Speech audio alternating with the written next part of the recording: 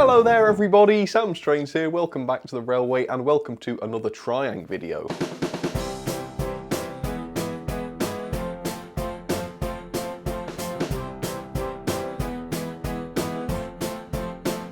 So it has been an age since I did a Triang video last, so much so that people who have been watching my channel for a year or more might not have even seen a Triang video from me. I can't remember when the last one was.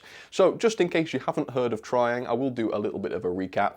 Basically, Triang, or Rovex as they were when they first started, was a model railway company from the 1950s, and they became quite prominent in the 1950s, and they did well into the 60s and sometimes, well, sort of into the 70s. And for all intents and purposes, Triang was Hornby before they became Hornby, and in fact all the models we have today from Hornby are here thanks to the Triang models. Triang pioneered the plastic injection moulded trains. They really did start it all off, and yeah, so any Hornby loco you get today is basically derived from Triang locos. Now it's a bit confusing though, because at the time in the 50s and 60s there was a company called Hornby who produced the range of Hornby Dublo. However, those are really nothing to do with the Hornby locos we have today. Those locos were eventually sold to a company called Wren, and Wren continued to produce them for quite a few years until about the 1990s, I think mid-90s, something like that, when Wren eventually went bust and those models died with Wren. It's the Triang locos that we owe everything to today, and I've covered most of them in different videos, so if you want to look up some of them, just type up Sam Strains Triang, or I'm sure you'll find something similar. But there is one class of loco that I've never really looked at properly, and it's quite an interesting one, and if you're interested in Thomas and Friends, there's quite a special reason why you might be interested in this. So I'm going to show it to you. I've got them set up on the table. Let's see what it is. So the model in question is this. It is the Triang Deeley 3F. Now this particular version isn't a great example, it's actually been modified quite a bit, but I've decided to show you this one first because it sort of most resembles the original version. So the original version was actually released over 60 years ago. Last year it was 60, so it's 61 now. It was released in 1958 and it was first made in BR Black, as you can see here. Now the first really interesting, well, I find this interesting, you might find it dull, but I find it quite interesting that the chassis used for this model, let me bring it in, here it is, was actually used for countless other models before the Deeley 3F was even introduced. And here's a few of them now. So one of them was a completely different loco, not even a steam loco. The 08 diesel shunter, that had the exact same chassis. Another one was the saddle tank, you've probably seen that before, I have shown that.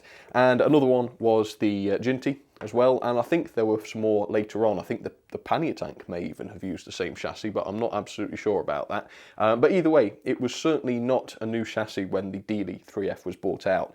And that to me is absolutely, well, it's completely different to these days, isn't it? You almost never get chassis reused today.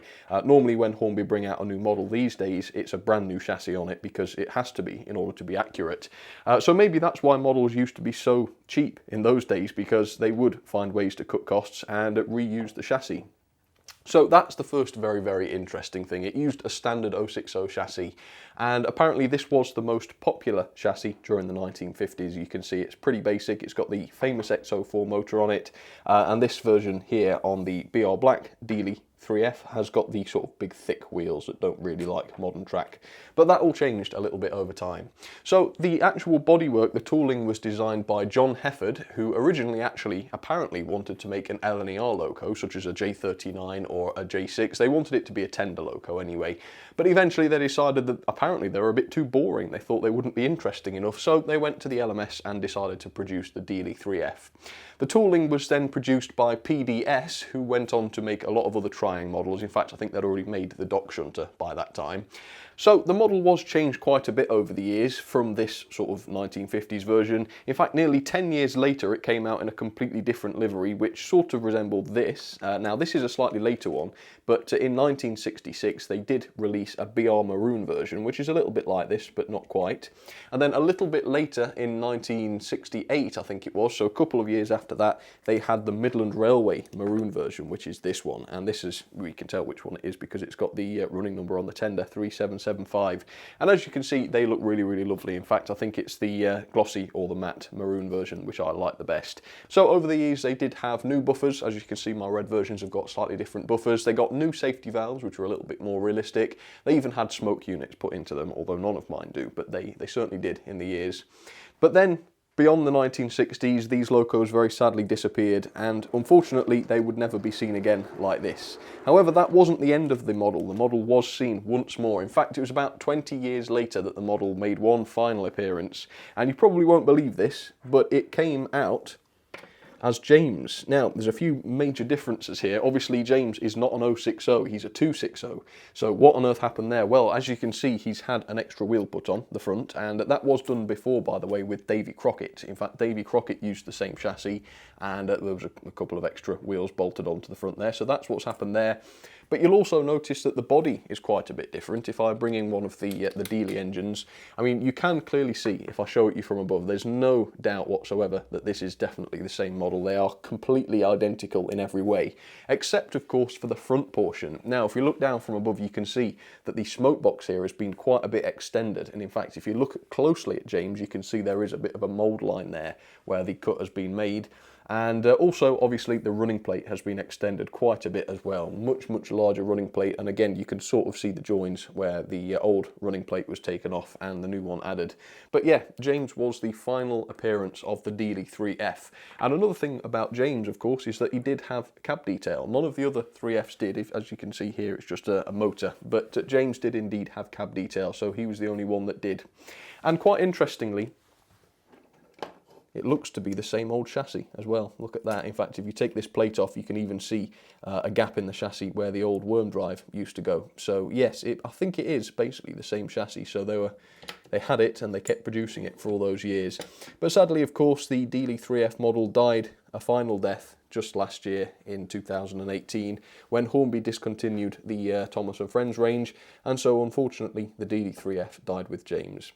However, James and the Deeley 3Fs have never met, so I thought I would get them down onto the track and get them running together, and we'll get them to meet for the first time.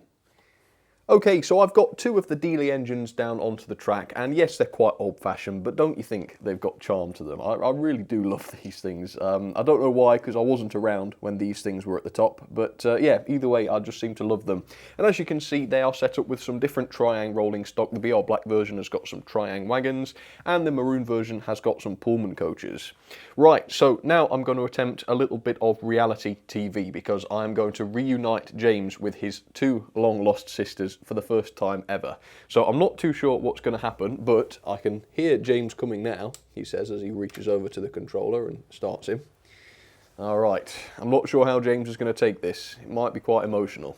Right. Hello, James. So these are your two sisters that I was telling you about. James? Oh.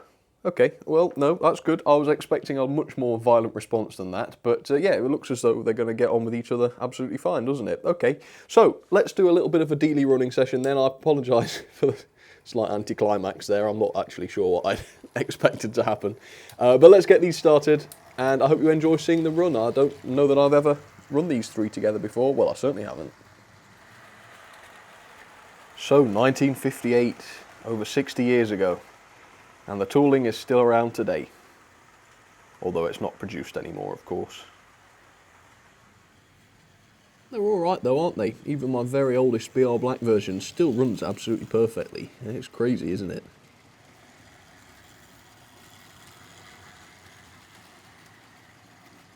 And unless you've already sort of been told about it, you'd never guess that James was based on these, would you? I remember I was absolutely flabbergasted when I first read about this. I thought, no, really? And I had to get them out. I got James out and I got the Deeley out and compared them. And sure enough, there's absolutely no doubt about it, but I never thought about it before. So it was a surprise, that's for sure. But yeah, two models I was familiar with for many years before I actually realised that they were the same thing. Yeah, it was very bizarre, that was. So let me know what you think. Next time you come across one of these on eBay or the train fair, would you buy it or would you leave it? Let me know. Obviously, I did buy them. I think all mine came from eBay though, except for James perhaps. Don't really remember where I got James from now, but don't think it was eBay. So I hope you enjoyed that, folks, for a change. It was certainly something a little bit different, wasn't it? And if you did enjoy it and you'd like to see me do a bit more of this sort of thing, putting a spotlight onto a certain loco or certain model, let me know, and I'll definitely think of which others I could do. And similarly, if you've got any suggestions on other very interesting models that would benefit from a video like this, do let me know. But for the time being, folks, thank you once again for your company, and I will see you all very, very soon. Alright, you take care of yourselves, folks. Cheers, everybody.